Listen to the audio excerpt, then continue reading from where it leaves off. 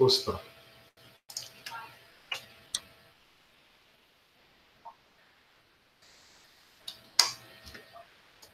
Boa noite, pessoal. Pessoal, coloca aí se está tudo ok aí com o som.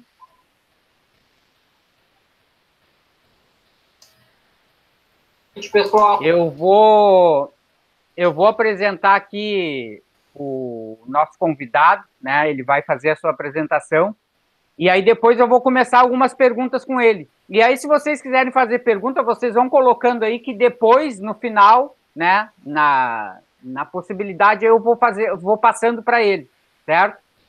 Boa noite, Carlos. Boa noite, Francisco. Tudo bem? Carlos, te apresenta aí, faz as tuas colocações iniciais aí, e depois eu já vou começar fazendo perguntas para ti. Beleza, vamos lá. Meu nome é Carlos Eduardo, então, né? Carlos Eduardo Rangel Xavier.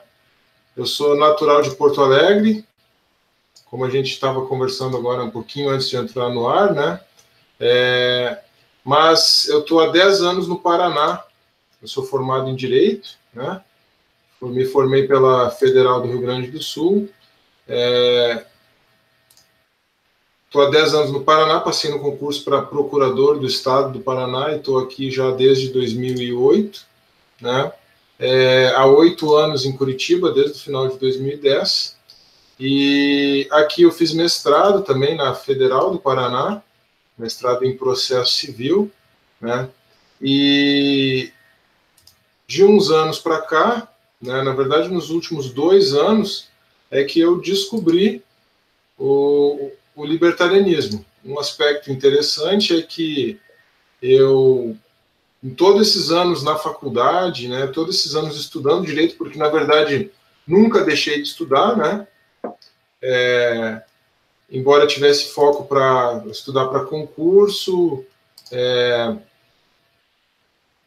depois aí no mestrado, né, na pós-graduação, mas eu nunca tinha ouvido falar do libertarianismo, do anarcocapitalismo, da ética libertária na faculdade, né, na academia.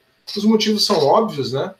Mas então, nos últimos 2 anos, eu me interessei primeiro por escola austríaca de economia, e então comecei lendo o Mises, e logo em seguida, né, o Rothbard e o Hoppe, especialmente, vieram aí. É um caminho sem volta. Para quem de fato se interessa por escola austríaca, o cara começa a questionar: não, se livre mercado então é a única solução eticamente viável e racionalmente justificável, né? O próximo passo é você chegar na ideia da abolição do Estado, realmente, né? E tudo aquilo que a gente entende como serviço público, arbitrariamente assim chamado, ser prestado então pela iniciativa privada de forma muito mais racional e de forma ótima, né? O grande paradoxo é que eu sou procurador do Estado e defendo, pelo menos racionalmente, né, a abolição do Estado. Eu brinco, como eu também sou cristão, né, eu digo que o Estado pode pagar o meu salário, mas ele não é o meu ídolo. Aliás, de fato, o que o Estado se tornou, especialmente após a Revolução Francesa, foi um ídolo, um falso Deus. Aliás, o livro do Hoppe, né, Democracia, o Deus que Falhou, embora ele não aborde isso do ponto de vista teológico, né, porque ele trata das promessas não cumpridas aí da democracia, mas do ponto de vista até teológico, se nós quisermos fazer essa análise, o Estado pós-Revolução Francesa, até por causa do triunfo do iluminismo, né, e da própria posição na qual o poder político se colocou, o Estado se coloca como um Deus, de fato, com Deus minúsculo, né, mas um Deus. Então eu digo isso: olha, o Estado pode ser até pode pagar o meu salário hoje, né, mas ele não é o meu ídolo. Aliás, só existe um Deus e eu presto culto a esse único Deus verdadeiro. A nossa sociedade, infelizmente, está arranjada hoje de uma maneira em que todas as coisas dependem do Estado. É triste porque na área do direito as pessoas têm muito pouca alternativa, né?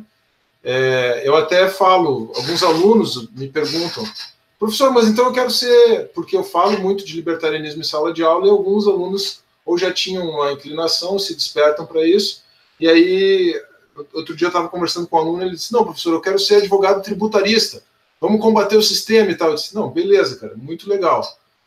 sob um certo aspecto, a sua atuação será muito nobre, muito moral. Mas, por outro lado, se o Estado monopolista da violência não existisse, não tributasse todo mundo, você não teria o que fazer, percebe? Então, até mesmo o sujeito que tem a função mais nobre, vamos dizer assim, numa perspectiva libertária, a função do advogado tributarista só existe por causa dessa configuração do Estado. Então, hoje no direito, ou você atua para o Estado, atua contra o Estado, ou de alguma forma, né, tem uma atuação acoplada ao Estado, tudo isso a gente poderia classificar como sendo parasitário, né, ou você não tem muito o que fazer. Infelizmente, aqui no Brasil, os tribunais arbitrais mesmo, né, as relações comerciais privadas, claro, elas têm um aspecto significativo, rola muito dinheiro, claro, né, mas o grosso, vamos dizer assim, né, inclusive no que diz respeito aos operadores do direito, está aí nessa dependência do Estado, realmente, né. Então, essa é uma realidade. Mas esse sou eu, então, né, mestre em Direito, procurador do Estado, e cristão e libertário.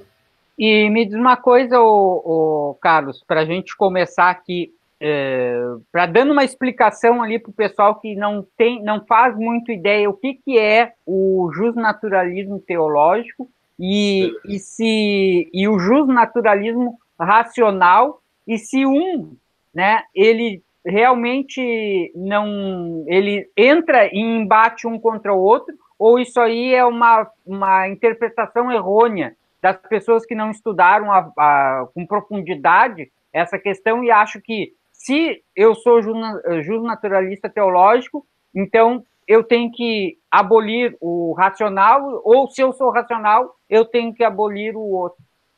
Isso é uma pergunta muito boa, Francisco, porque você vê esse tipo de embate entre os próprios libertários, né?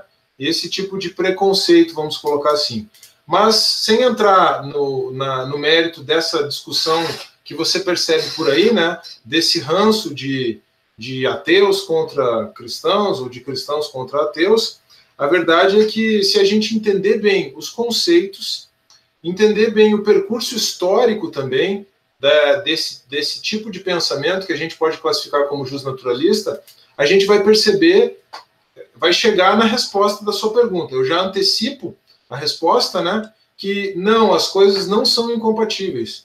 Você não precisa contrapor no plano das ideias, no plano abstrato, você não precisa contrapor justnaturalismo teológico a justnaturalismo racional, ou justnaturalismo racional a justnaturalismo teológico. Se você compreender bem os conceitos, compreender bem a própria origem, o percurso histórico, quando eles estavam juntos, quando eles se separaram e por que eles se separaram, você vai entender que as duas ideias são perfeitamente conciliáveis. O que vai acontecer? Onde que entra o embate? O embate ele é puramente volitivo, e esse é um dos grandes problemas da ciência hoje, né? Mudando um pouco de ênfase, eu sei que eu não estou indo para o centro da sua... Eu não estou tocando no ponto central da pergunta, mas essa noção aqui de epistemologia mesmo é importante para a gente entender o problema da nossa formatação, configuração de pensamento hoje. Hoje em dia, metafísica está misturada com ciência, até mesmo com ciência natural, como se as duas coisas fossem idênticas. Tem um autor cristão, hoje ele é professor de teologia em Oxford, mas originalmente a área dele era química, chama Alistair McGrath, e ele fala do contrabando da metafísica nas ciências naturais. Quer dizer, quando você fala em teoria da evolução, né, pura e simplesmente, e aqui sem entrar no mérito da coisa, né, mas quando você fala em teoria da evolução e constrói toda uma teoria científica partindo da premissa de que Deus não existe ou não pode existir, então você está contrabandeando metafísica para dentro da biologia, nesse caso, né? Ou da física, se você pensar em astronomia, é isso que o Alistair McGrath faz. Então, quando a gente coloca esse tipo de embate, não, ou você é justnaturalista teológico, ou você é justnaturalista racional, na verdade a gente está se imiscuindo, né, se misturando com essa controvérsia metafísica. Não, metafísica não existe, metafísica existe. Na verdade, a metafísica existe, né? Um dos problemas da ciência, da nossa ciência contemporânea, é a negação da metafísica. Metafísica existe e nós não podemos negar isso. Nós podemos até ter concepções metafísicas diferentes, mas será que elas necessariamente precisam anular uma outra? Aí é que entra o campo volitivo, né? Não, como eu sou ateu, esse negócio de justnaturalismo teológico, isso aí não pode, isso aí é superstição. Então, não, calma, vamos devagar, né? Um dos maiores autores justnaturalistas hoje, inclusive, que não tem nada a ver com libertarianismo, né? Chama John Finnis, e ele, talvez o grande nome na academia, né, em termos de justnaturalismo, um dos fundamentos do justnaturalismo, que ele chama, enquadra como um dos bens humanos básicos, é o aspecto religioso da vida do ser humano. Então, e aí ele não está necessariamente falando de fé cristã ou de moralidade judaico-cristã. Isso aqui é importante a gente compreender também. Mas vamos lá, vamos para a resposta, que eu já enrolei demais, né? A primeira coisa que a gente precisa entender é o que é o justnaturalismo. É difícil a gente entender isso hoje, as pessoas não têm um conceito, um ponto de partida muito sólido, porque o nosso direito hoje, ele é todo baseado em leis, na Constituição, né, como o ápice do sistema, mas todo baseado em leis e leis produzidas pelo parlamento. A gente teve eleições aí para presidência, para governo, poder executivo, poder legislativo, né, federal, municipal, federal e estadual, desculpa, e todas essas coisas ficam muito em evidência, né? Mas assim, o justnaturalismo, não estamos adjetivando agora, estamos só falando de justnaturalismo, depois a gente adjetiva teológico e racional. O justnaturalismo, ele vai partir da compreensão de que o direito, ele é algo que decorre da natureza das coisas, ou, mais especificamente, é algo que decorre da natureza humana. Como o ser humano, ele é um ser racional, né? É isso que distingue o homem, né, dos animais. O ser humano, ele é racional, então a racionalidade humana tem uma expressão, né, no aspecto ético, no aspecto moral. Sob esse aspecto, então, existe uma confusão, né, uma mistura, não existe diferença, não existiria diferença num primeiro momento. Autores depois vão fundamentar uma diferença, mesmo autores justnaturalistas vão fundamentar uma diferença entre direito e moral, mas para a gente entender, não existe diferença, num primeiro momento, entre direito e moral, entre aquilo que é correto, né, do ponto de vista de justiça, do certo e do errado, e aquilo que é correto do ponto de vista do direito para a aplicação de leis. Na verdade, não existiriam leis, senão leis naturais, leis que estejam de acordo com a natureza, de acordo com a natureza humana. E agora vamos, então, acrescentar os adjetivos, né? O justnaturalismo racional, ou alguns gostam de falar em jusracionalismo, né? Mas jusracionalismo seria sinônimo de justnaturalismo racional ou justnaturalismo de base racional. O justnaturalismo racional vai se focar, né, vai considerar apenas a racionalidade humana como fonte desse direito natural. Então, aquilo que é certo ou errado a partir da consideração do uso da razão, como uma faculdade, né, como uma característica inerente própria do ser humano. Como, então, fazer para derivar o que é certo e o que é errado, e quais são os direitos e, consequentemente, os deveres, né, dos seres humanos a partir do uso apenas da razão. Esse seria o primeiro grande desafio. Agora, vamos sobrepor aqui uma compreensão histórica. Era assim na Grécia, né, na Grécia Antiga. Embora houvesse uma noção de divindade, né, tanto do ponto de vista da mitologia, quanto do ponto de vista da metafísica mesmo, né? Então, autores como Aristóteles falava em Deus, né? E Deus como um único Deus e não necessariamente equivalente a Zeus, né? Mas a grande preocupação dos gregos era fundamentar, então, o direito a partir da razão. E é nesse sentido que é possível falar, desde a Grécia Antiga, de um direito natural fundamentado na razão. E autores como Aristóteles diziam, inclusive, que as leis aprovadas pela polis, né, pela democracia ateniense, elas deveriam ser uma expressão da racionalidade. Se essas leis estivessem contrárias à razão, ou fossem contrárias à razão, elas seriam leis aprovadas, mas não seriam direito, não seriam válidas. Veja que isso é muito semelhante com a ideia que a gente tem hoje, né, de inconstitucionalidade das leis. A diferença é que, para eles, a lei era contrária ao direito natural e, por isso, ela não prestava, não servia. Para nós, a lei que não presta, né, no nosso sistema jurídico, no nosso sistema de direito, a lei que não presta é aquela que é contrária à Constituição. Bom, mas veja que tudo isso aqui está fundamentado exclusivamente na ideia de razão, de racionalidade humana. Vamos agora começar a discorrer de um ponto de vista teológico, certo? A primeira coisa que eu faria para apresentar a questão do ponto de vista teológico é me basear em Gênesis 1:26, passagem que diz que o homem foi criado à imagem e semelhança de Deus, certo? Então, se o homem foi criado à imagem e semelhança de Deus, essa racionalidade do homem é uma expressão da racionalidade de Deus. Não quer dizer que nós fazemos tudo certo, que nós pensamos tudo certo, de forma correta. Porque no capítulo 3 de Gênesis é relatada a queda do homem, né? O pecado entra na história, o pecado original, e aí é que entra o problema. Porque se não houvesse o pecado, se não houvesse a queda, o homem agiria sempre de acordo com essa racionalidade inerente à própria natureza de Deus e que foi colocada na natureza humana, e nós não faríamos mal uns aos outros. Mas como nós pecamos, então, nós fazemos mal uns aos outros e nós precisamos, então, de um direito.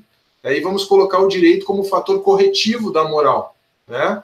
Então, já começando a traçar uma distinção entre direito e moral a partir da ideia de queda.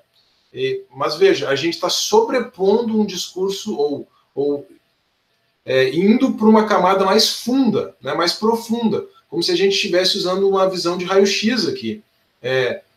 E está indo no mesmo caminho, nós não temos nenhum ponto de divergência, nós só estamos falando de dimensões diferentes, né? Então, o justnaturalismo teológico vai compreender que, para além de estar amparado na racionalidade humana, veja, não é que não está, para além de estar amparado na racionalidade humana, esse direito natural, ele é algo inerente à própria criação de Deus, ele é algo natural, porque decorre da natureza das coisas, decorre da criação perfeita de Deus.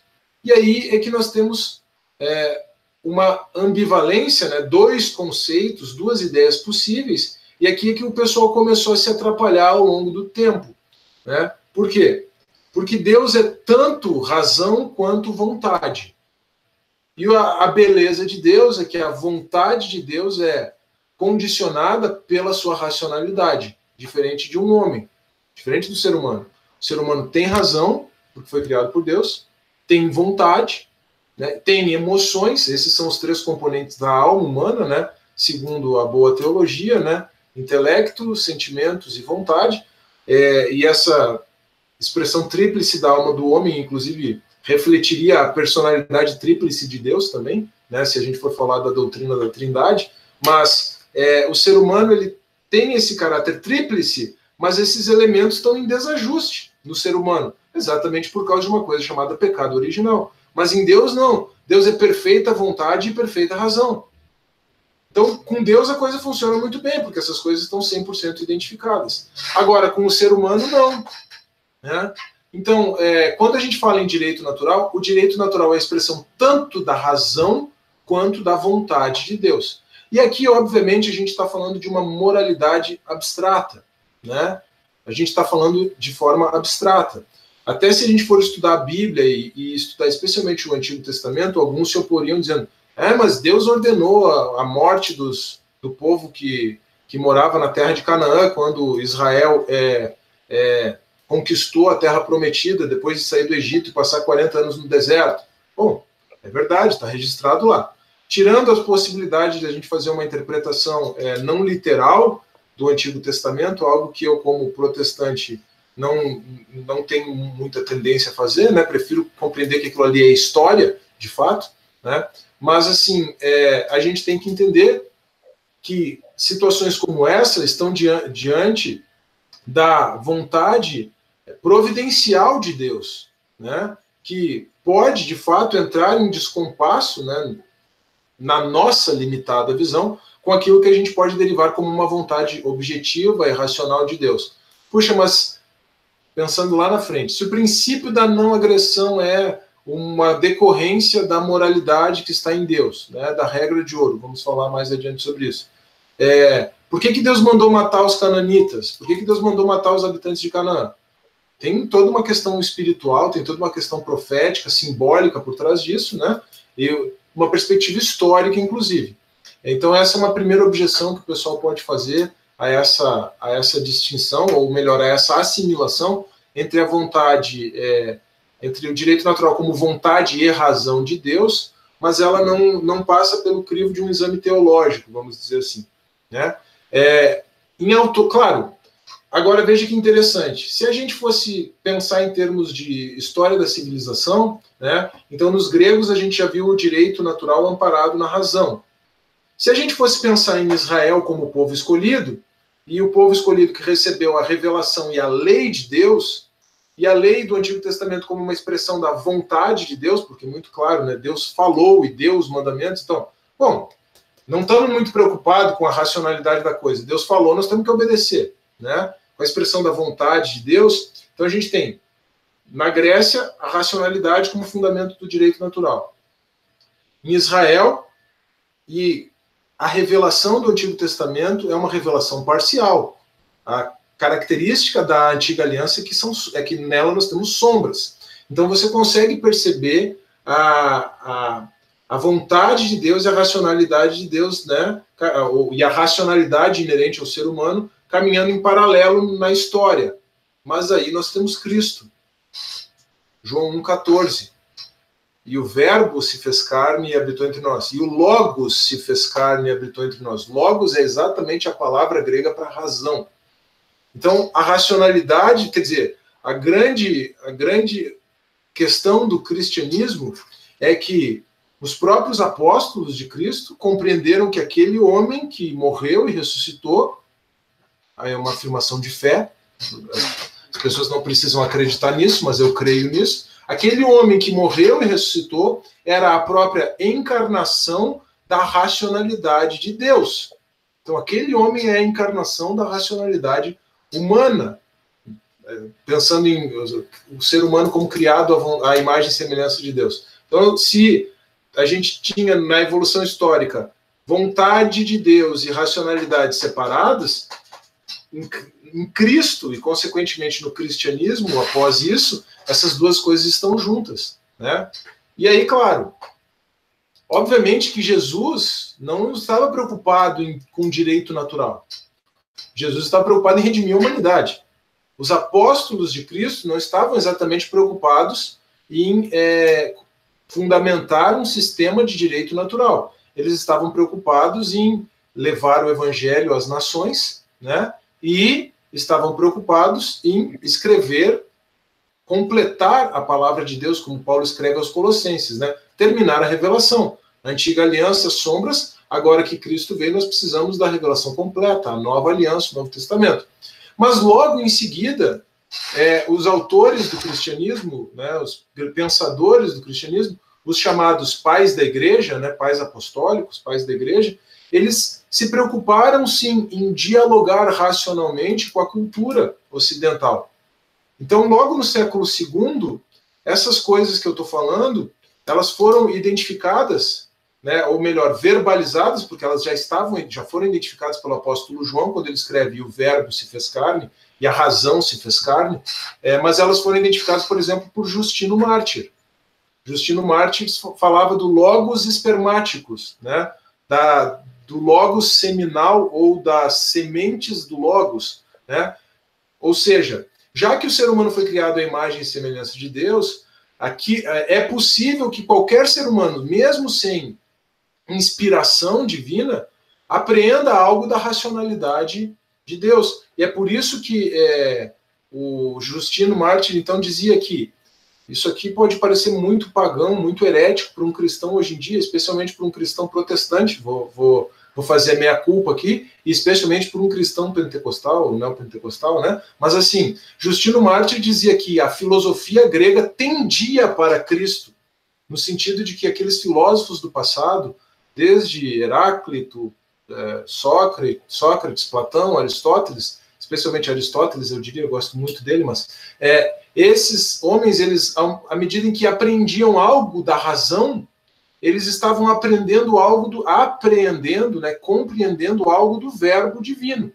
Claro, tudo sempre de forma parcial, mas aprendendo algo do verbo. Né? Então, veja, essa foi uma preocupação dos cristãos logo após a era apostólica. Justino Mártir é da transição do século I para o século II. Provavelmente ele foi um discípulo do apóstolo João. Então, podemos dizer que logo em seguida os cristãos se preocupavam com isso.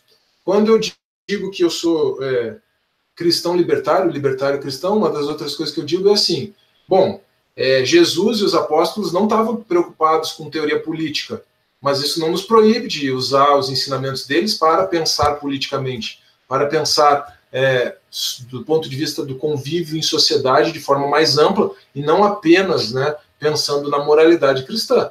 Porque se eu for pensar... Inclusive, se a gente for olhar o pessoal que é libertário, né, que já leu a Ética da Liberdade, vai ver que no início da Ética da Liberdade, o capítulo 1, o capítulo 2, o capítulo 3, o Rothbard tenta destrinchar ali a lei natural em cima dos ensinamentos do São Tomás de Aquino, né? Isso, exatamente, vou falar sobre isso. Tomás de Aquino puro. E ele mostra o percurso, eu vou falar um pouquinho disso, até aprofundando um pouco mais, né? Mas ele mostra o percurso que levou à rejeição do pensamento de Tomás de Aquino.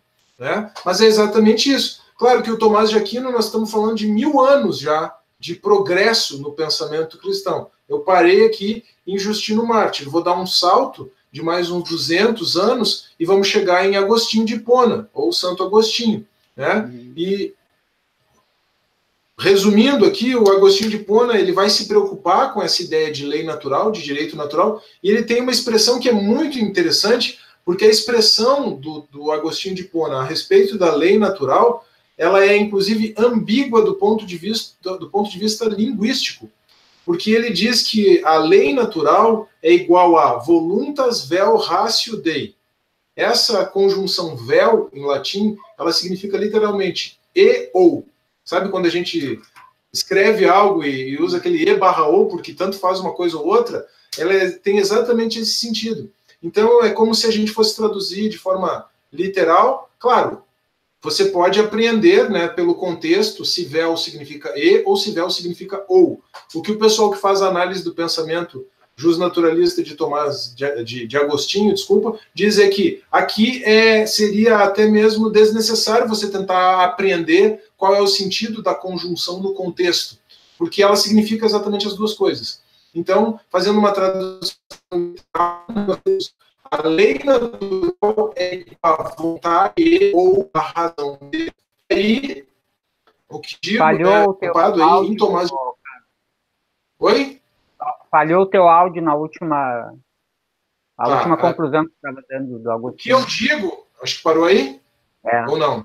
O que eu digo, amparado nessa ideia de Tomás de Aquino, amparado lá em Justino Mártir, é que eu creio num Deus criador de todas as coisas que criou a racionalidade humana, inclusive. Um Deus que criou um mundo, além disso e antes disso, um Deus que criou o mundo todo de forma racional. Por isso é que nós podemos aprender o funcionamento do universo a partir de leis da física, né, de leis da natureza, que a gente vai descrevendo de forma racional nas nossas ciências ditas naturais. Vindo aqui para o século XX, século XXI, né, esse teólogo de Oxford, chamado Alistair McGrath, ele fala dessa ressonância entre a racionalidade humana e a criação, né, e o universo, na forma como compreendida pelo cristianismo como sendo criado por Deus. Bom, claro que o que acontece? E aí a gente tem que entender uma das questões que envolvem também os pensadores justnaturalistas, que envolvem a própria existência, a compreensão do Estado para justnaturalistas, e a gente precisa entender um pouco da natureza do catolicismo romano também, né? O que acontece? Primeiro problema, todos os justnaturalistas do passado, até os libertários, né, até especialmente Rothbard, todos os justnaturalistas do passado pensavam em termos de direito natural e pensavam em termos de justificação da atuação do Estado para efetivar o direito natural. Não é diferente em Kant, por exemplo, não é diferente em Locke, não é diferente em Aristóteles, né? O Aristóteles ainda tinha uma consideração que, se você coloca nesses termos, parece que é até socialista. Outro dia alguém me perguntou isso no YouTube. Mas isso aí parece socialismo. Eu disse, calma, você precisa entender as coisas, né, cada coisa no seu lugar. O Aristóteles, pela sua teoria de justiça finalista, né, justo aquilo que está de acordo com a finalidade das coisas, ele entendia, inclusive, que incumbia ao Estado promover a correta e justa divisão dos bens na sociedade. Ah, legal, então o pessoal pensa que isso fundamentaria, então, o Estado fazer uma redistribuição de bens. Não, pelo contrário. O Aristóteles defendia que o Estado deveria distribuir os bens a cada um de acordo com seus méritos, né? E é daí que vem a famosa frase que resume a ideia aristotélica de igualdade, né? Isonomia. Igualdade é tratar igualmente os iguais e desigualmente os desiguais na medida das suas desigualdades. Na medida das suas desigualdades, entenda-se, na medida dos seus méritos. Agora, olha que interessante. A social-democracia, as suas políticas de ações afirmativas, suas políticas de cotas, suas políticas de transferência de renda, usam a frase de isonomia, né, a definição de isonomia aristotélica, só que colocam um ponto e vírgula, né, e acrescentam outra coisa. Então, se você estudar qualquer manual de direito constitucional hoje, vai dizer, não, a social-democracia quer a igualdade material. A igualdade material era como ensinava Aristóteles. Aristóteles era como falava um aluno meu semestre passado. Era como ensinava Aristóteles. Tratar igualmente os iguais e desigualmente os desiguais na medida das suas desigualdades. Só que tem um ponto e vírgula. E para a social-democracia, medida das suas desigualdades é medida das suas necessidades. E para Aristóteles, medida das desigualdades era medida dos méritos. Então, o pessoal afirma que está se amparando em Aristóteles, mas, na verdade, o Aristóteles foi virado de cabeça para baixo, coitado, né? Mas nós podemos dizer assim que Aristóteles, Locke, Kant, todos esses, eles deixaram esse legado, ou essa ponta aberta, essa possibilidade, né, ou essa afirmação de que o Estado deveria promover o direito natural e, portanto, deixaram uma cobra, né, para nós criarmos, e essa cobra se virou contra nós e nos picou, né, nos mordeu. Mas então, o que acontece? E isso é interessante no pensamento do próprio Agostinho também, essa questão do surgimento ou da consolidação da Igreja Católica Romana, né, para os que defendem que o catolicismo romano remonta a Pedro, né? Então vamos entender assim, a consolidação, né, a afirmação da Igreja Católica ou da Igreja Cristã com a conversão de Constantino, primeiro, né, e depois com o edito edito, né, não é edito, agora é edito, com o edito de Tessalônica, lá com, não agora mais Constantino, mas Teodósio no ano 380. Houve uma união entre igreja e Estado. Isso é algo que nós não podemos negar, né? Houve uma união entre igreja e Estado no século IV, e essa união entre igreja e Estado perdurou. E a gente tem que lembrar essa ideia de que ao Estado, né, que agora está associado à igreja, incumbe promover a ordem natural, o direito natural.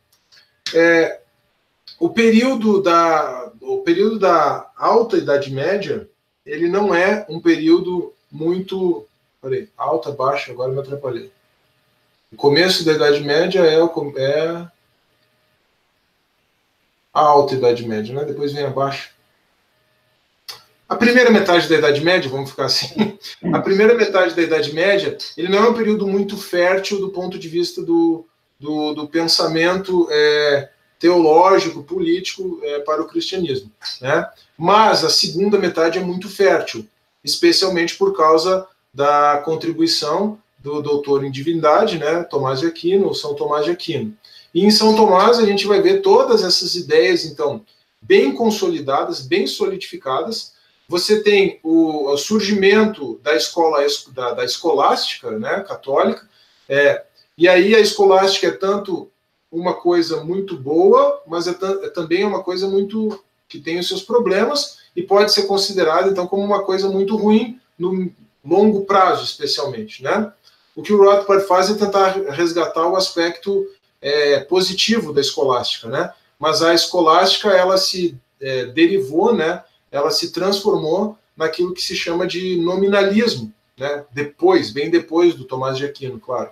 Mas que seria apenas uma questão de ficar compreendendo conceitos, sem se preocupar muito com a repercussão e a relevância das ideias, né?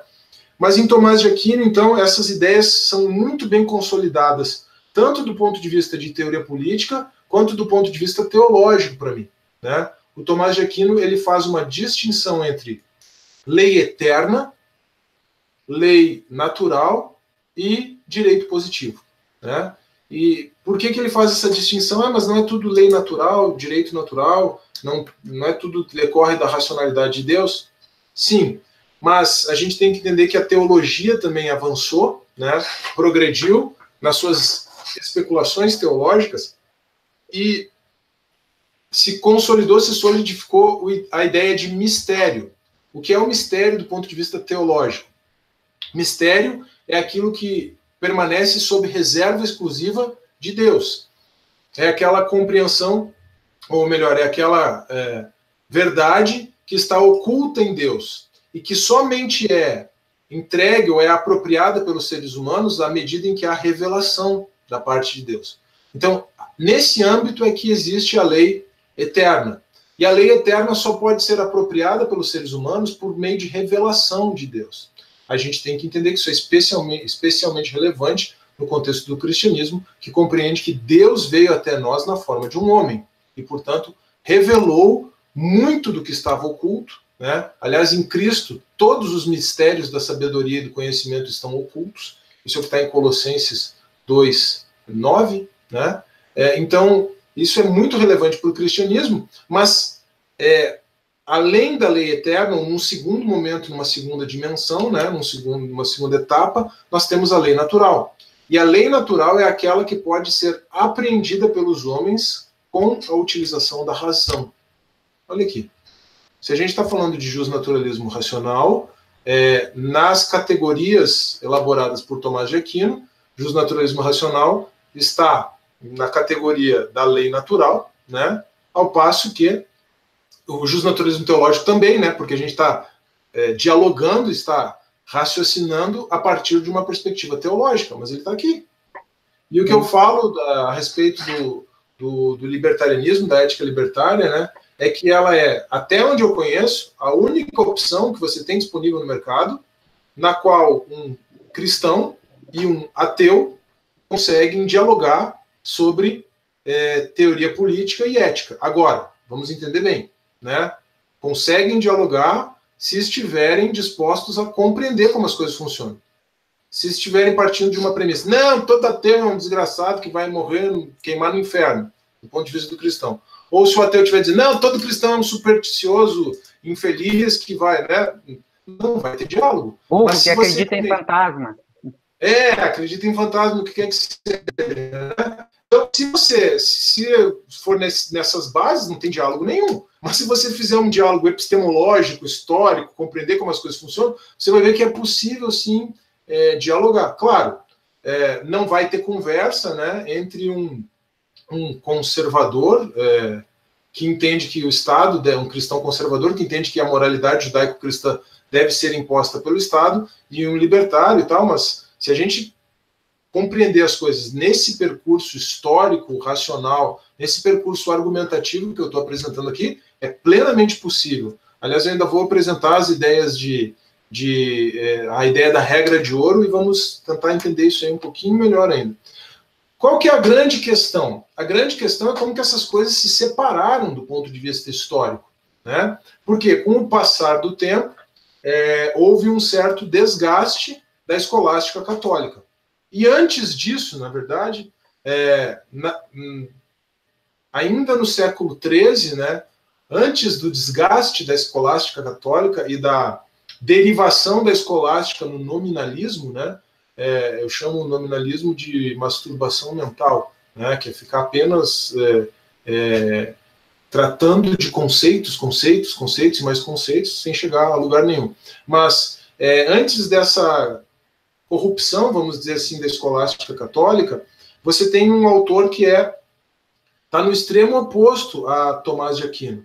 Tomás de Aquino, vamos dizer assim, ele é o pai do racionalismo cristão, num certo sentido, embora a gente veja que a compreensão do racionalismo, ou da racionalidade cristã, a gente pode fincar, né, o marco dela lá no século I em Justino Mártir, no século II em Justino Mártir, e eu posso fincar ela em João 14, né, no próprio apóstolo de João. Aliás, eu finco ela em Cristo, que é a razão de Deus que se fez homem. Aliás, uma das formas de compreender a Trindade é inclusive essa, né? O Filho como o Logos que se fez homem, a união do Verbo encarnado, inclusive um livro de Tomás de Aquino que é fantástico, né? Mas o Logos, o Filho como a racionalidade do Pai, o Pai como o ser pré-existente, né? O Deus pré-existente, a Trindade é pré-existente, né? Mas o Pai como sendo o Deus invisível, inacessível ao ser humano, o Filho como a racionalidade desse Pai que encarnou e veio a nós, e o Espírito Santo, né, como aquele que nos permite ter contato com essa divindade, com esse Deus, aquele que nos permite viver a vida de acordo com essa moralidade, com essa racionalidade pretendida pelo próprio Deus, Criador de todas as coisas. Mas aí, então, primeiro nós temos Duns Scotus, ainda no século XIII, Duns Scotus, né, que, ao contrário de Tomás de Aquino, era um voluntarista. Ou seja, ele dizia que, não, só um pouquinho, Deus, por ser todo-poderoso, poderia fazer as coisas da maneira como quisesse. Ele fez assim, da forma como a gente conhece, mas ele poderia ter feito de outra maneira. Então, o simples fato de nós conhecermos as coisas como são, não pode limitar e restringir a Deus. Então, tudo é uma questão da vontade de Deus, apenas. Quer dizer, o próprio Duns Scotus, na época do Tomás de Aquino, se nós pararmos para pensar, deixou a racionalidade de Deus de lado na sua argumentação, na sua forma de ver as coisas. Se a gente quisesse colocar assim, para Duns Scotus, né, o direito natural é apenas uma questão de vontade de Deus. Eu vou dar um salto antes de falar dos outros dois autores importantes, porque a gente precisa considerar a Reforma Protestante também, né? E a Reforma Protestante, ela é muito interessante para um discurso libertário, porque a Reforma Protestante, ela acima de qualquer coisa, um movimento de liberdade religiosa, se a gente pensar do ponto de vista de teoria política, né? E liberdade religiosa, nós estamos falando então de separação agora entre igreja e Estado, né? E por que é importante a igreja estar separada do Estado? Ora bola, se a gente quer abolir o Estado, não pode ser a igreja que vai dar a sustentação a ele, né?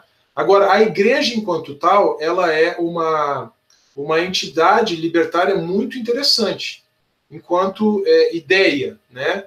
Enquanto conceito bíblico. Para mim, a ideia da igreja como corpo de Cristo, né? Uma figura que Paulo usa em Romanos 12 e em 1 Coríntios 12 e 14, ela é uma expressão bíblica do individualismo metodológico que a gente vai encontrar na construção da economia liberal e do libertarianismo enquanto teoria política, né? Que o corpo de Cristo é uma expressão de individualismo metodológico. Ora, porque ela é um corpo formado por diversos membros.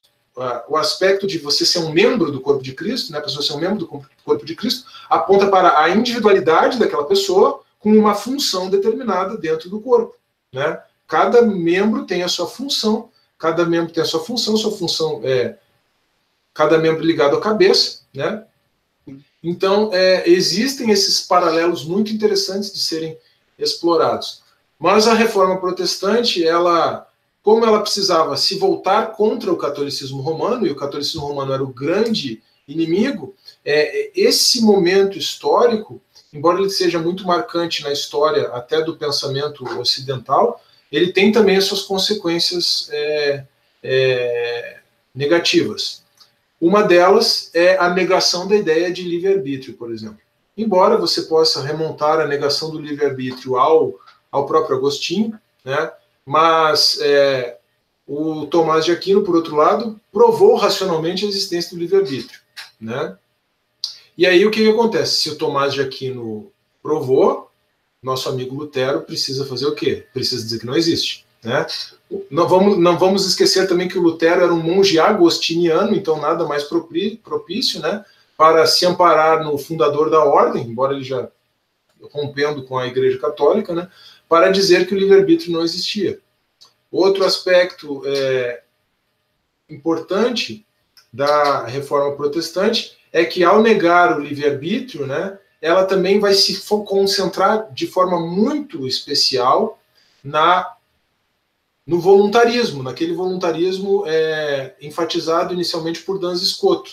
Tudo é uma questão de vontade de Deus. Claro, no momento em que você está desafiando uma instituição consolidada, e uma instituição que, especialmente após Tomás de Aquino, né, é considerada como aquela que detém a tradição da interpretação de uma racionalidade cristã, é importante você dizer, não. Isso os protestantes fazem ainda hoje. É por isso que tem tanta divisão no meio do protestantismo, e cada dia nasce uma denominação evangélica diferente. Não. O negócio é o seguinte: o negócio é a vontade de Deus, e Deus está revelando para nós que isso é a vontade. Deus me revelou o seguinte, irmão, né? E aí vem... Aí aparece claro, outra. Oi? Aí aparece outra. Então veja, é uma coisa caricata hoje, que tem as suas origens, que você pode puxar de forma muito séria e compreender de forma filosófica nas origens do próprio protestantismo, mas era o argumento, né, era o recurso que eles tinham. Todo pau era bom para bater no catolicismo romano naquele momento, né? Então eles pegaram os melhores, os mais adequados, e por isso que o protestantismo também foi se configurando de uma determinada maneira. Claro que o protestantismo também, ele se insere dentro de um influxo, né, do próprio iluminismo, né, e aí depois você vai ter o triunfo do iluminismo lá na frente, né? Mas o Scoto e os nossos amigos reformadores, vamos dizer assim, deram um primeiro passo, deram uma primeira contribuição para a separação entre as ideias da vontade de Deus e da razão de Deus, né? É tudo uma questão de razão, de vontade de Deus, quer dizer. Depois a gente tem o Guilherme de Ockham, após o Duns Scoto, nós temos o Guilherme de Ockham, e esse cara é importante também, porque além de ser um nominalista, ele era um empirista. E aí ele não foi o primeiro, mas ele é quem consolida o pensamento empirista. E o empirismo vai ser um ponto-chave para a gente entender também o abandono do próprio direito natural, né? E aí depois do Guilherme de Ockham, e aí especialmente já pós-reforma protestante, o que a gente tem? A gente tem um ambiente de guerras religiosas, né? E tanto entre católicos e protestantes, a própria configuração da Europa até hoje, ela reflete isso, né? Por que você tem Bélgica e Holanda, por exemplo, né? Porque por causa de uma guerra que houve entre católicos e protestantes, a Bélgica ficou ao lado católico, né, mais próximo da França, e a Holanda, mais próximo da Alemanha, ficou ao lado protestante. Mas tudo era Países Baixos, né, lá naquela época do século XVI, transição do século XVI para o século XVII. E aí um autor chamado Hugo Gross, que é um importantíssimo justnaturalista, ele se dá conta de que, olha, se a gente está com um elemento religioso aqui, foi um importantíssimo justnaturalista e foi um importantíssimo pensador do protestantismo, o que ele se dá conta? Além das guerras protestantes católicos, começou a haver conflitos dentro do próprio protestantismo, né? A partir do momento em que um sujeito chamado Jacó Armínio discordou das ideias dos seguidores de Calvino a respeito da irresistibilidade da graça, essa é uma questão teológica interna ao protestantismo, né? Começou a haver disputas infindáveis entre calvinistas e arminianos. Na verdade, antes disso, né, durante a própria reforma, os cristãos chamados reformados daquela época mataram afogados outros cristãos também ditos, ou que poderiam ser compreendidos como, dentro daquele movimento de reformas, chamados anabatistas. Então, o negócio não era fácil, né? Mas aí o Hugo Grosso está preocupado com o quê? Vamos, então, propor um direito natural, uma regra de convivência, uma ética que se fundamente exclusivamente na razão. Vamos voltar para aquelas dimensões lá do Tomás de Aquino. Tudo bem, o direito, a lei eterna, ela é um mistério para nós, ela pode ser apropriada para nós por revelação, mas a gente está tendo problema como que nós estamos nos apropriando dessa revelação. Vamos ficar só no campo da lei natural e vamos só usar a racionalidade para tentar conviver de forma pacífica. Então essa foi a proposta do Hugo Grosso, e aí é que surge, vamos colocar assim, né? Claro, a gente tem no mesmo período histórico o John Locke, né? A gente tem um pouco antes o Thomas Hobbes, mas o Hobbes é um pensador do absolutismo antes de qualquer coisa, né? Então a gente tem nesse momento então a consolidação de uma ideia de justnaturalismo racional, mesmo a partir de pensadores cristãos. Esse é o mais interessante. Quem acabou tirando Deus da equação foram os próprios cristãos. Mas por que os cristãos fizeram isso? Porque é possível. Porque é possível. Porque a natureza das coisas, como criadas por Deus, a natureza da racionalidade humana, estamos pressupondo aqui um criador, né, um criador racional. A natureza da racionalidade humana permite que você faça isso, se você quiser. Né? Aliás, o próprio Rothbard, ele argumenta assim, e na verdade o Rothbard está apenas ecoando o Hugo Grosso. Ele diz, nós podemos derivar um sistema de direito natural até mesmo partindo do argumento abominável da ausência de Deus. Né? O que acontece? Acontece que, como eu mencionei, todos os pensadores justnaturalistas, né, até Rothbard, pensavam num direito natural e pensavam num Estado como justificando ou num Estado como justificado a partir da existência do direito natural e a partir da lógica de promoção daquele direito natural. Até então, né, ou melhor, a partir dali, a partir de Hugo Grosso, John Locke, não falei de Locke, mas acho que o pensamento do Locke é um pouco mais conhecido aí aos libertários, né, aos amigos aí que seguem o seu canal. A partir dali, então, você tem uma lógica de que o Estado deve promover aquela ordem de coisas, certo? Mas, um pouco depois, né, o iluminismo, o humanismo, né, o antropocentrismo triunfa, e com a Revolução Francesa, então, a ideia de uma racionalidade fundamentada em Deus, ou que esteja de acordo com a vontade de Deus, é simplesmente deixada de lado, abandonada. No meio do caminho, você teve um sujeito chamado David Hume, né? Inclusive você até postou um vídeo lá que você divulgou, né, o conteúdo de um outro vídeo lá do meu canal falando sobre a guilhotina de Hume, né? E tem esse... Foi o vídeo, e curioso, não sei se tu percebeu, foi o vídeo que eu tive mais dislike. Ah, é? Não percebi isso. Olha que interessante. Bom, vai entender por que você fez essa leitura já, não? Do porquê disso?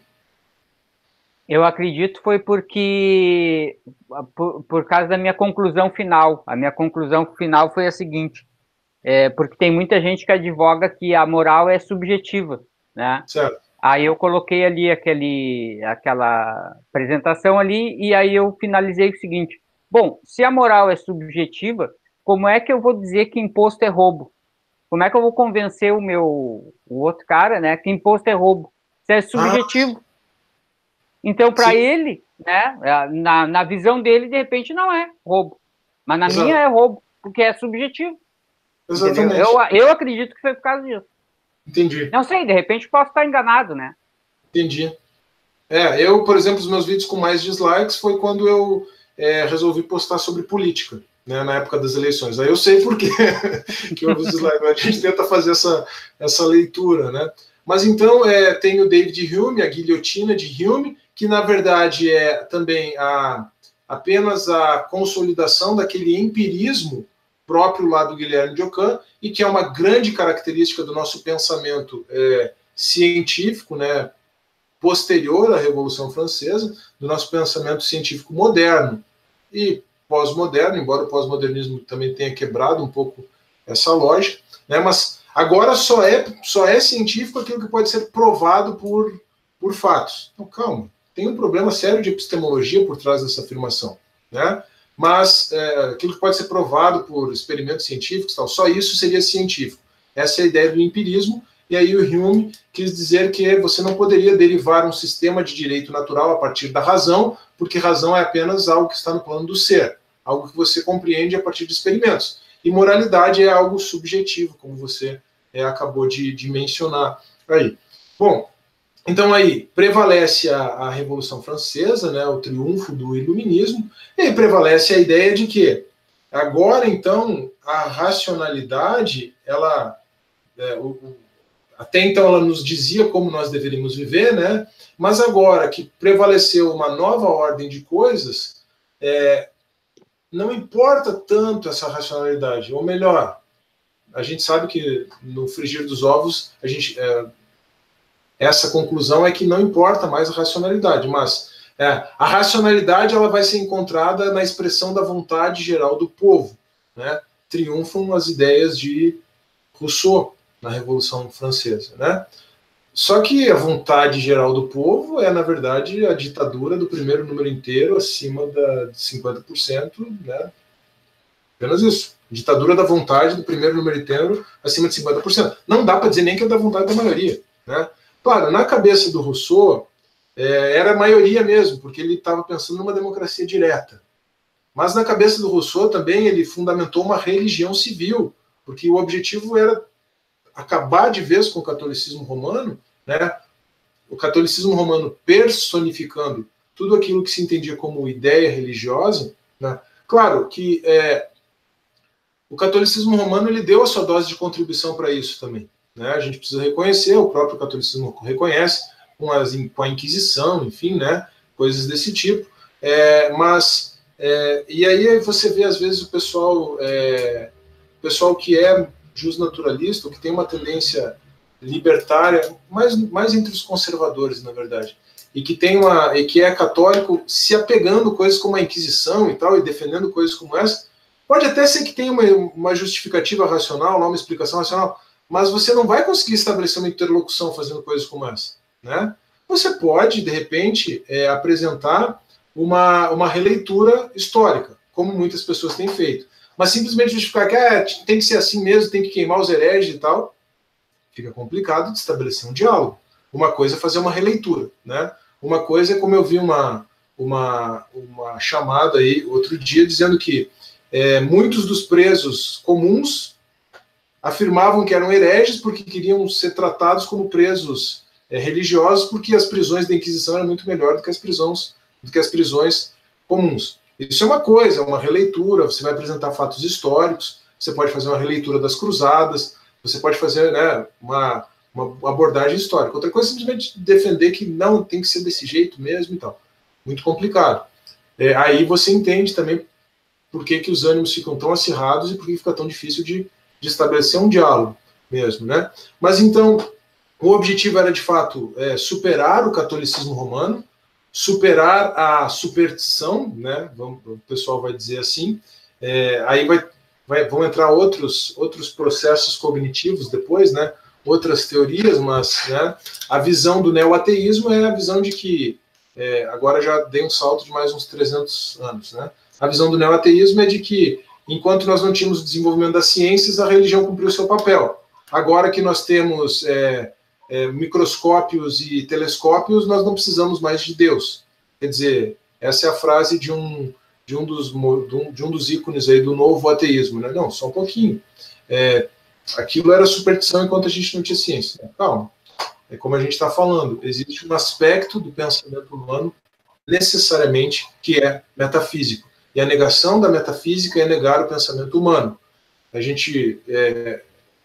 a guilhotina de Hume cai ela mesma numa própria guilhotina ao negar a possibilidade de um pensamento abstrato, né? Então você pode até não acreditar na ideia de Deus, mas você não pode negar a metafísica como um componente da epistemologia, como uma componente da forma como o pensamento humano funciona, e aí você vai precisar necessariamente de um embasamento metafísico para o seu pensamento.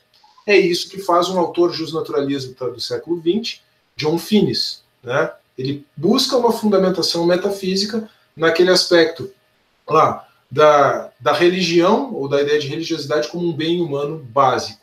Bom, mas aí então prevalece a ideia de democracia, de vontade geral do povo, e aí a racionalidade, ela deixa de se tornar um fim em si mesmo.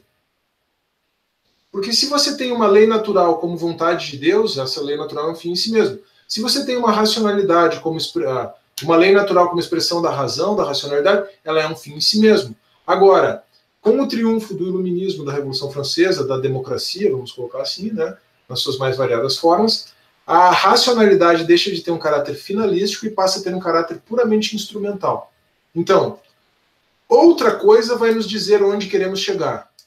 Na verdade, a democracia, né? A racionalidade vai apenas nos dizer como.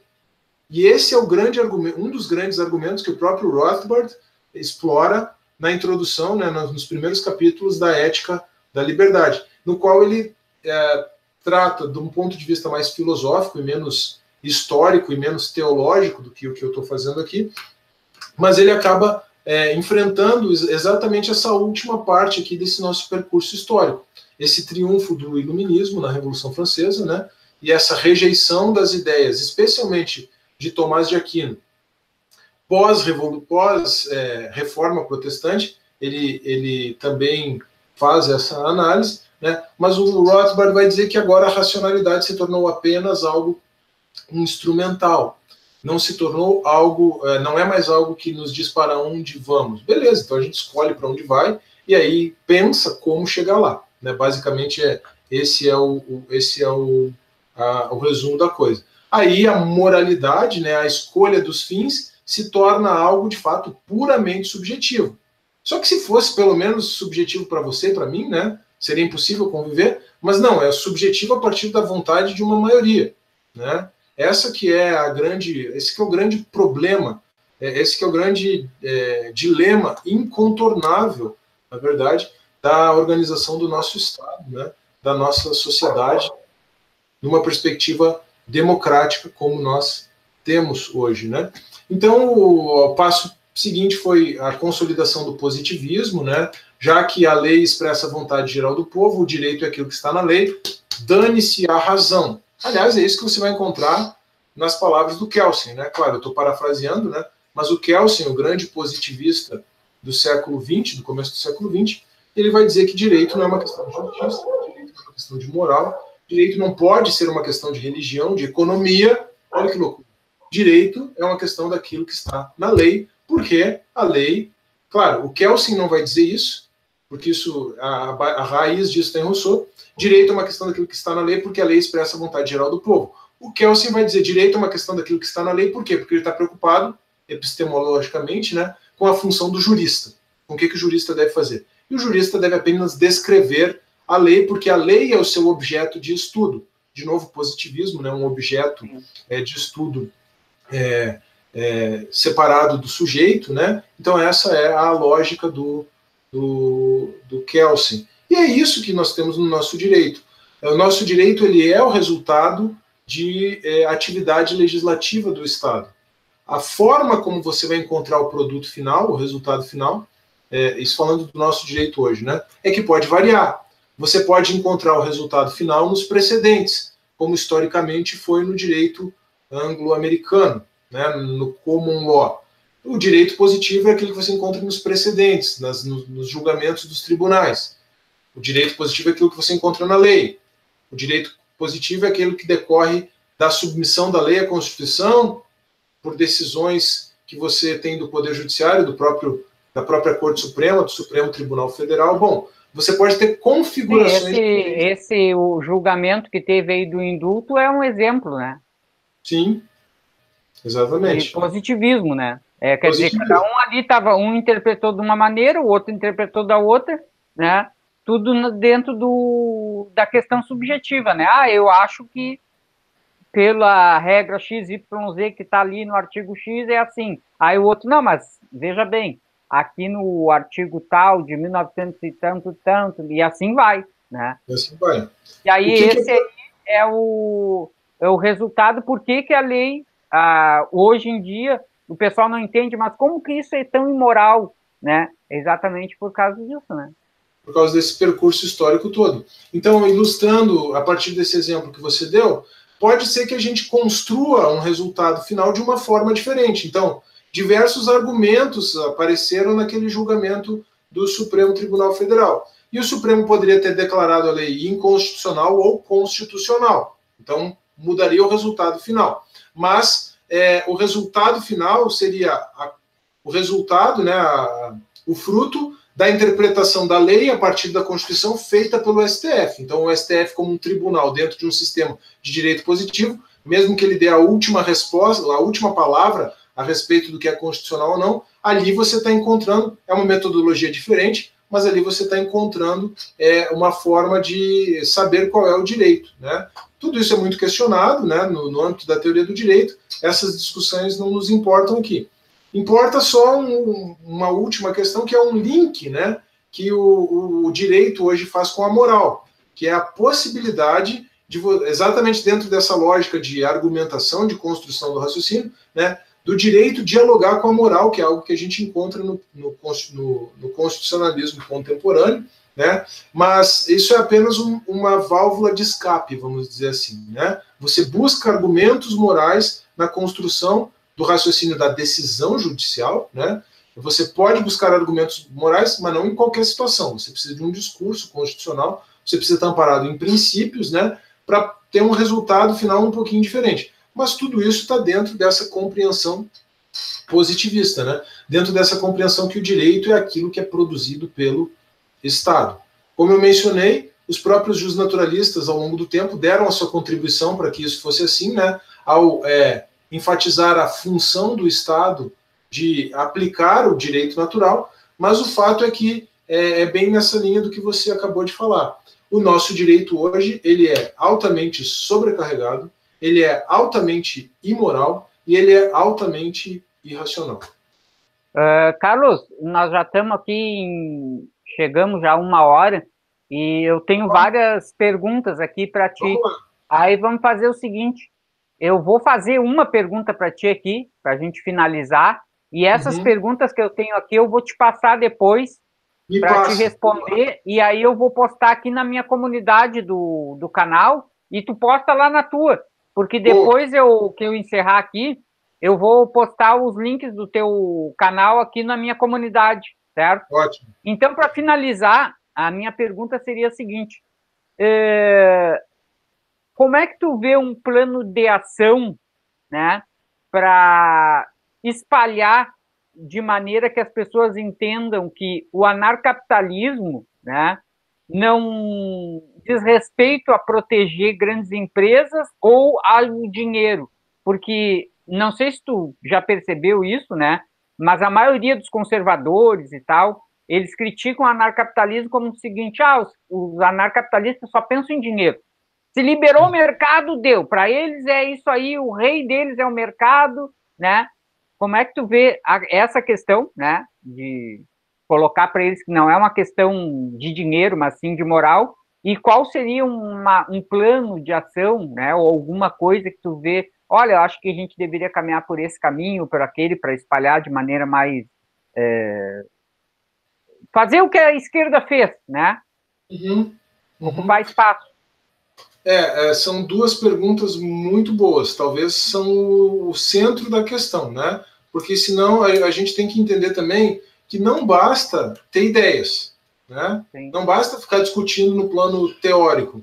A gente precisa entender como fazer que essas ideias realmente se tornem relevantes e tenham repercussão, tenham alcance, né?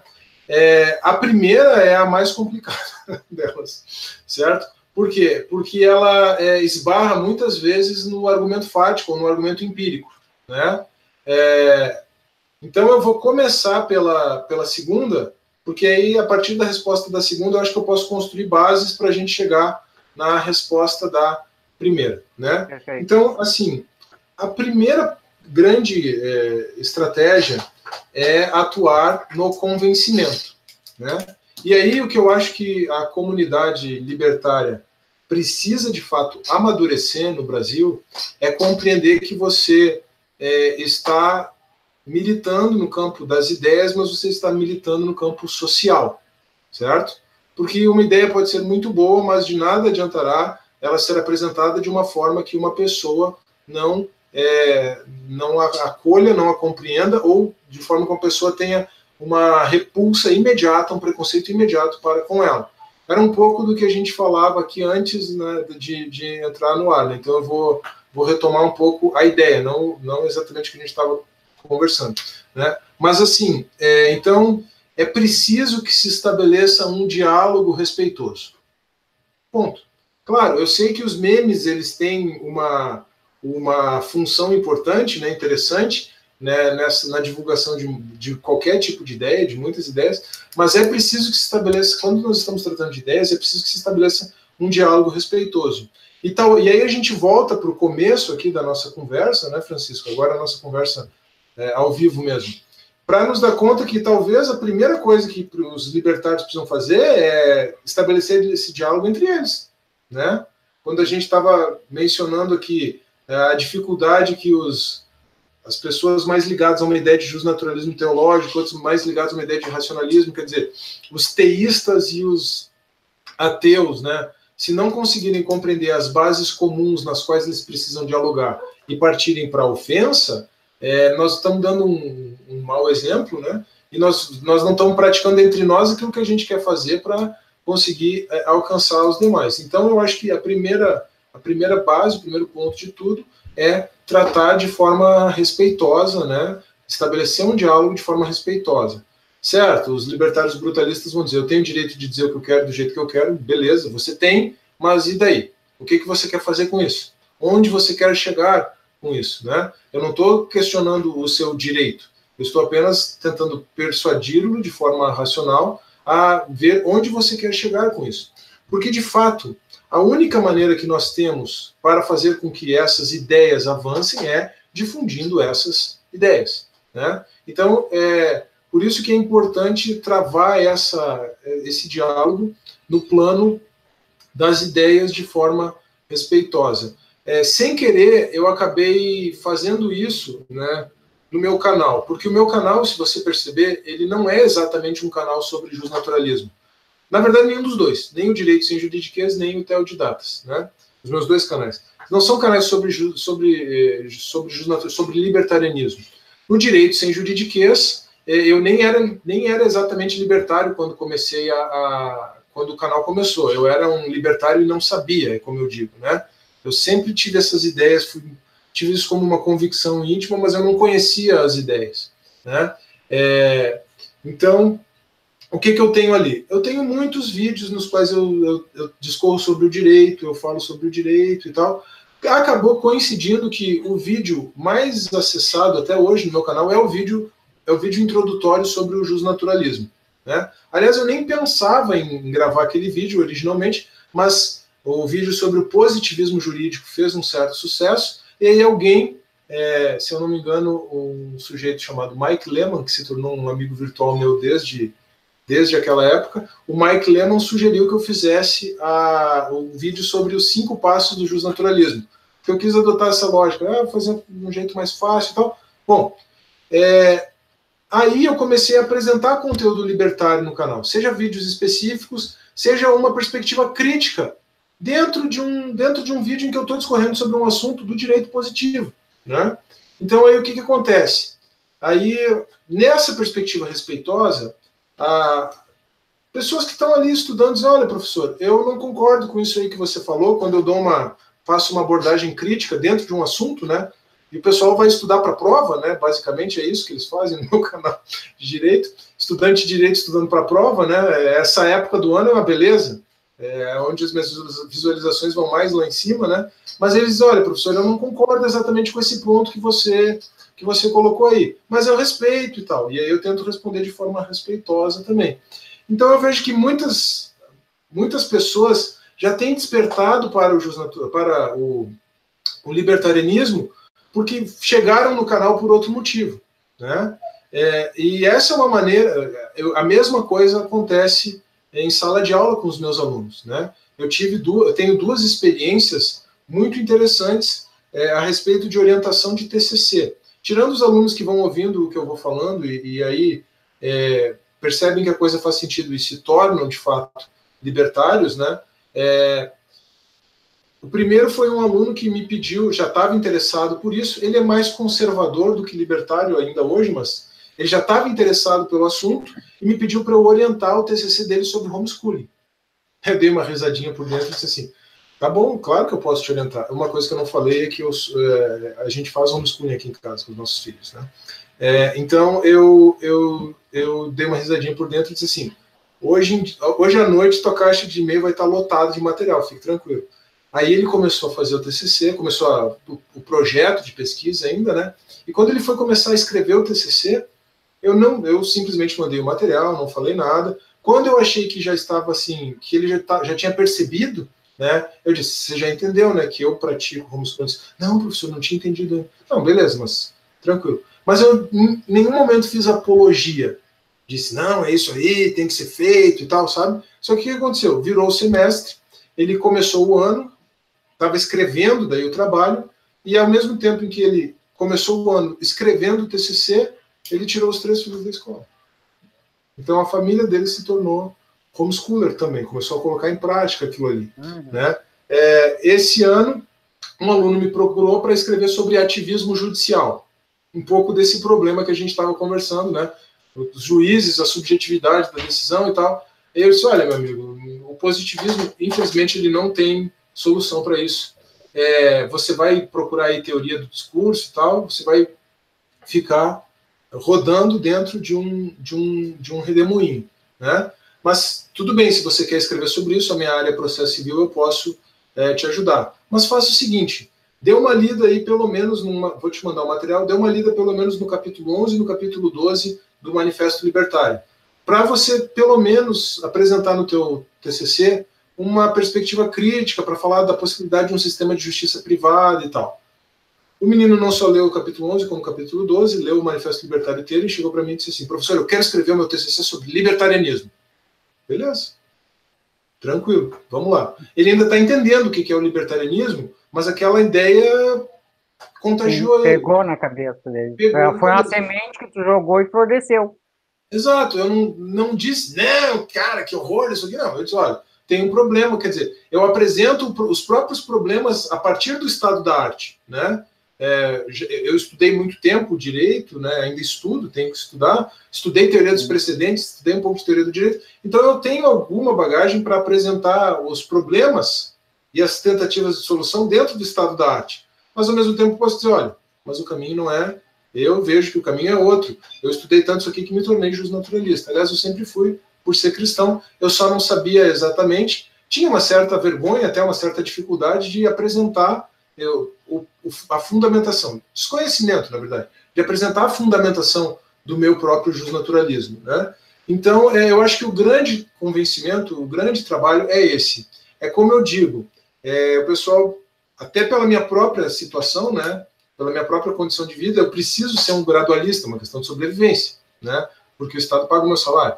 Então, o que eu digo para as pessoas, quando muitas vezes me questionam, professor, mas como que a gente vai se livrar do Estado, professor? Eu digo, olha, a primeira coisa que você precisa fazer é se livrar do Estado na sua cabeça. Se você conseguir se livrar do Estado na sua cabeça, nós podemos já dar os próximos passos, né? Mas se você não tiver livre do Estado na sua cabeça, o que adianta? Calma, vamos devagar. Então essa é a grande questão, é a questão de uma disseminação cultural. E aí, na verdade, se a gente for ver, foi esse o próprio trabalho que a esquerda fez, né? Claro, muito fundamentado cientificamente lá em Gramsci, né? Mas, embora o Gramsci tenha tido um mote, uma finalidade com a qual a gente pode não concordar veementemente, mas o cara percebeu que o caminho é a cultura, né? Exato. E mudar a cabeça. Mudar a cabeça, mudar o funcionamento, mudar o que se estuda, né? E aí existe uma questão histórica também aqui no Brasil que envolve o próprio regime militar, né? Não só o fato de todo mundo ter ficado traumatizado com o regime, né? Mas o fato de que a válvula de escape para toda aquela inquietação da esquerda foi a própria academia, né? Então, até com a própria conveniência, com o próprio consentimento dos militares, a esquerda de fato se alocou na academia porque não tinha outra coisa para fazer, né? Sim. Então, a esquerda tomou conta da academia, né? Como que a gente vai reocupar esses espaços? Ou como que pessoas da direita, liberais, conservadores, libertários, vão ocupar esses espaços? Bom, é uma questão de tempo.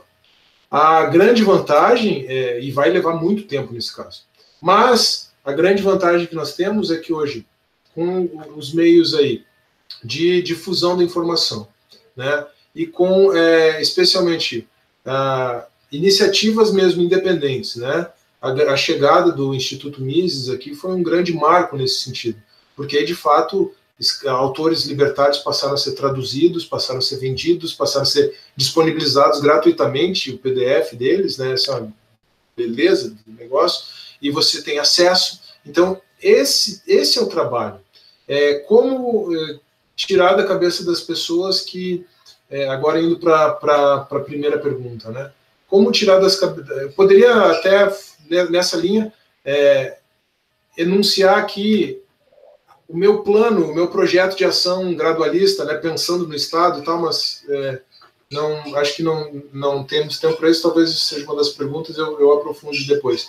Mas como que nós podemos fazer com que alguém entenda que não se trata de defender grandes corporações, né? Da mesma forma.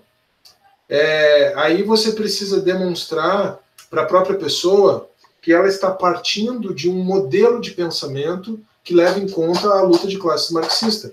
Quer dizer, você precisa usar de metalinguagem, né? Você precisa dizer, não, calma, por que você está falando isso? Porque simplesmente existem grandes corporações com com um poderio econômico, porque as corporações de fato prejudicam os seus clientes ou os seus empregados, ou porque você está se aproximando da realidade a partir de uma perspectiva marxista, de luta de classe. Não, só um pouquinho. Existe empresário bom e empresário ruim, existe trabalhador bom e trabalhador ruim, existe consumidor bom e consumidor ruim. Não é assim, você não pode colocar todo mundo na mesma categoria, né? E aí tentar trabalhar essas coisas, tentar trabalhar a ideia de apropriação de mais-valia é interessante. Eu já consegui reverter algumas pessoas fazendo esse tipo de decomposição do pensamento, né? Mas para isso você tem que ter uma base de diálogo, né? Se você partir para o enfrentamento direto, você não vai produzir muito resultado. Na verdade, o enfrentamento, ou melhor, a frase de efeito, a afirmação de efeito, né? E a própria gozação, o meme e tal, é legal, tem o seu espaço, né, mas a gente precisa também saber a diferença daquilo que é para consumo do público interno, né, porque o pessoal quer se divertir um pouco também, quer dar umas risadas. Quer fazer uma zoeira. Oi? Quer fazer uma zoeira também. Fazer uma zoeira, isso é válido, mas você tem que entender que existem ambientes também e espaços, né? Beleza, uma coisa é a zoeira que a gente vai trocar um meme aqui, uma coisa, dar uma risada, marcar. Outra coisa é que você vai mandar ostensivamente para as pessoas. Você não vai tirar as pessoas do coletivismo estatista com essa estratégia, infelizmente, mas não vai, né? Então acho que é mais ou menos por aí. Então tá, Carlos, obrigado aí pela tua presença. Já fica aqui o convite aí para a gente fazer um outro hangout aí. E aí peço aí para te fazer as tuas considerações finais aí, depois a gente dá uma conversadinha aí. Não, tranquilo. Eu acho que se você tem ideia da gente fazer um outro hangout, a gente poderia conversar daí especificamente sobre a regra de ouro, que foi um assunto que eu não consegui abordar aqui, que tem tudo a ver com isso, e aí falar mesmo de uma fundamentação do libertarianismo bíblico. Eu acho que isso aí ficaria legal, bem legal. Tirando também as questões que podem ter ficado pendentes aí, que a gente pode responder nas redes sociais, mas podem dar conteúdo para mais conversa, né? Ou até para vídeos, até lá no meu canal, quem sabe, né? Eu procuro sempre interagir com o pessoal, né? Ver quais são as necessidades que são apresentadas para construir aí, produzir conteúdo. Mas é isso, foi uma grande alegria conversar com você, com os seus seguidores aí. Só deixo um abraço mesmo e procurar trabalhar com essa conscientização. Como essa nossa conversa pode ter deixado claro, o caminho é, de fato, buscar se aprofundar no conhecimento. Se a gente procurar se aprofundar no conhecimento, a gente vai perceber que é muito simples de ver que não são ideias antagônicas, o justnaturalismo teológico, o justnaturalismo racional. A pessoa pode não acreditar em Deus, por exemplo, e por isso para ela não fazia sentido, né? Um justnaturalismo teológico. Mas ela não pode dizer simplesmente que não, isso não é válido, não existe, não. Não é assim. Da mesma forma, um teísta, um cristão, não pode simplesmente dizer, não, mas aquele cara está amparado só no justnaturalismo racional, ele não reconhece a Deus, tá bom. Ele está numa camada que é válida, né? Aliás, Tomás de Aquino já dizia isso, então paciência, né? Então, se a gente realmente aprofundar o estudo, esse é um conselho que eu dou para estudantes, pessoas que vão começar o curso de Direito, ou estudantes que estão no começo do curso e são libertários, né? Me perguntam, como que um libertário se vira numa faculdade de Direito? Eu digo, estude filosofia, estude história, estude justnaturalismo, saiba em que base você está argumentando, que aí você vai conseguir argumentar, né? Então, eu acho que esse é o caminho, na verdade, não tem como ser diferente. Mas é mais ou menos isso. Então tá, obrigado, Carlos. Pessoal, curta, compartilha. Depois eu vou colocar aqui na comunidade aqui os links dos 2 canais lá do Carlos, para vocês seguirem. Boa noite aí para todo mundo aí. Não se esqueçam, depois que acabar o canal aqui, coloca um comentário aí, que isso aí ajuda o canal, porque vocês sabem aí que eu perdi a monetização.